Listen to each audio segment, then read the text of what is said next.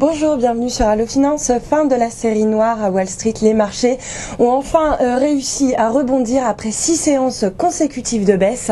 Le recul inattendu du déficit commercial conjugué à des rachats à bon compte ont suffi pour permettre au Dow Jones de grimper de 0,63% à 12 124 points. Le Nasdaq progresse quant à lui de 0,35% à 2 684 points, quand le S&P bondit pour sa part de 0,74% à 1289 points.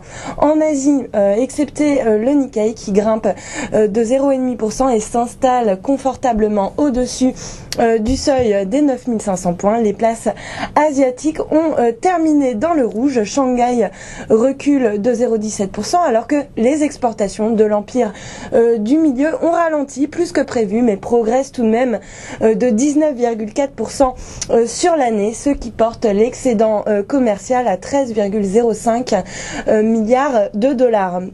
Les exportations en Chine ont donc atteint au mois de mai un nouveau record en valeur, dépassant les 157 milliards de dollars, tandis que les importations ont progressé plus vite que les exportations. Cet accroissement rapide des importations au mois de mai pourrait apaiser les craintes devant un possible ralentissement de la deuxième économie mondiale, alors que Pékin a pris depuis l'automne dernier toute une série de mesures de resserrement monétaire afin d'éviter un emballement de l'inflation qui a d'ailleurs pour conséquence un ralentissement de l'activité manufacturière, une activité manufacturière qui a d'ailleurs atteint un point bas au mois de mai, le plus faible niveau depuis 10 mois. Ailleurs en Asie, Taïwan dégringole de 1,8%, Bombay cède 0,37%, tandis que Séoul abandonne 1,27%.